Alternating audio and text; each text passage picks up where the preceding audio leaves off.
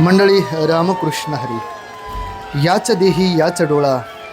आपण पाहत आहात श्री संत ज्ञानेश्वर महाराज पालखी सोहळा 2026. व्हिडिओ शेवटपर्यंत पहा आणि कमेंटमध्ये रामकृष्ण हरी लिहा.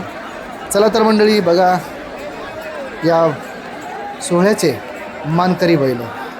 आणि हा संपूर्ण रथ यंदा नवीन तयार झालेला आहे.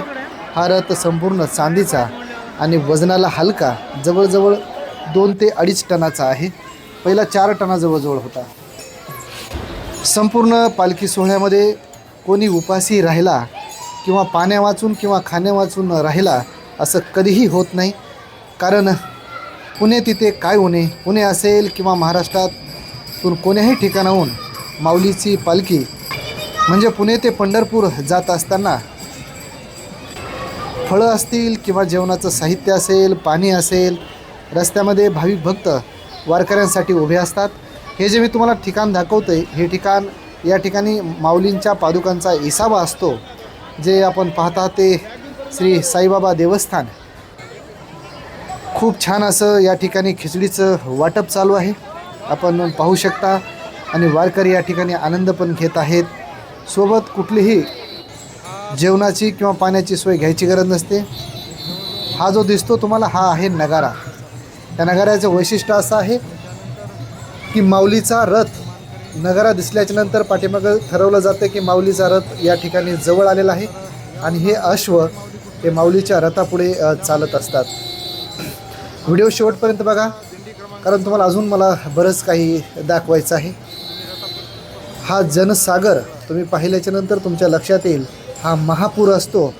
इथे पोलिसांचं संख्याबळ खूप कमी असतं, पण तरी पण कोणाला धक्काबुक्की होत नाही. जर चुकून कोणाला लागलंच तर माऊलीशिवाय कुणीही या ठिकाणी शब्द काढत नसतो. हा इतका आनंददायी सोहळा आयुष्यामध्ये, जीवनामध्ये एकदा तरी अनुभवावा. प्रत्येकाच्या नशिबाला असतोच असं नाही, पण ज्यांच्या नशिबाला आहे. बघा, हे तुम्हाला मी जे दाखवतो आहे, हे आहे फिनोलेक्स. या फिनोलेक्सवाल्यांचे जवळजवळ त्यांच्याशी मी मुलाखत बातचीत केली. या पिशव्या त्यांनी 4 लाख पिशव्यांचं वाटप केलं आहे आणि 3 लाख रेनकोट वाटप केलेत. यांचं दरवर्षी असतं.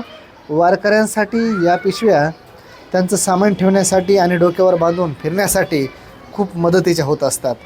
तुम्ही हे बघत आहात फिनोलेक्स. यांची सेवा दरवर्षी चालू असते. मी तुम्हाला आत्ताच सांगतो ना, वारकरीला कुठल्याही गोष्टीचं काहीच कमी नाही.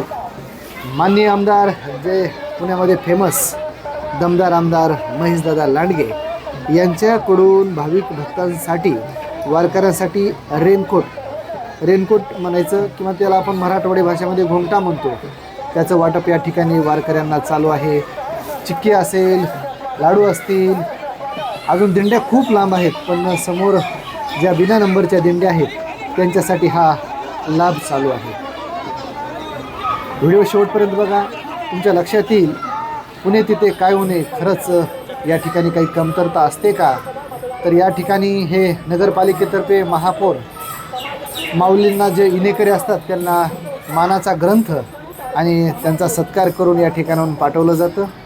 जेवढ्याही दिंड्या असतील त्या सर्व इनेकऱ्यांना हे दिलं जातं.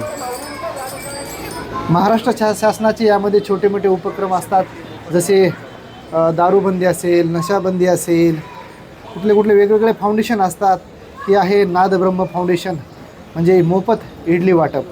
वारकऱ्यांसाठी किती बी वारकरी होऊ द्या, त्यांना मोफत इडलीचं वाटप या ठिकाणी केलं जातं. तुम्ही पाहत आहात, आत्ताच एक आपल्यापासून फिनोलेक्स पाईपची बॅग गेलेली आहे. त्या बॅगमध्ये तुम्ही पाहिलं, वारकरी हे जे रस्त्याने मिळत असतं ते घेणार आणि ते आपलं घेऊन चालत असतात.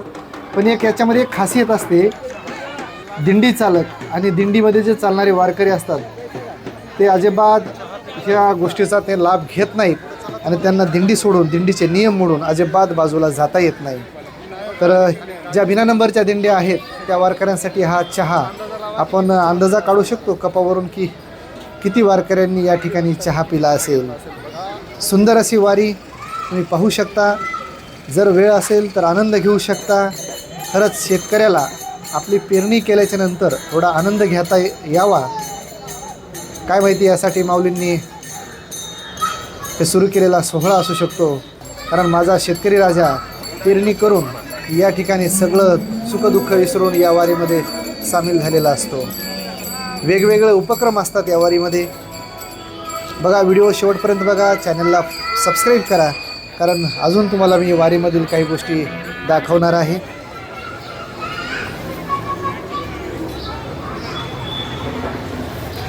बघा, या ठिकाणी वारकऱ्याला झोपण्यासाठी एक कोणतं फाउंडेशन आहे, यांच्याकडून डायरेक्ट पिशवी आणि घोंगटा दोन्ही पण त्यामध्ये झोपता पण येतं वारकऱ्याला. लागेल तेवढं वाटप असतं, कमी काहीच नाही. हे बघा, हा व्हिडिओ, हा तुम्ही जे व्हिडिओ पाहताय गेल्या वर्षी व्हायरल झालेला संस्थानाचा आहे. रडू नको बाळा मी पाण्याला जाते, त्या संस्थानाच्या या मुली तुम्ही बघत आहात. खूप सुंदर असं शिस्त आणि शिस्तीमध्ये अभंग गात गात त्या आपल्या दिंडीमध्ये सामील आहेत. त्यांची दिंडी क्रमांक मला वाटतं 77 नंबर काहीतरी आहे. खूप छान त्यांचं नियोजन असतं. तर चला मंडळी, पेजला फॉलो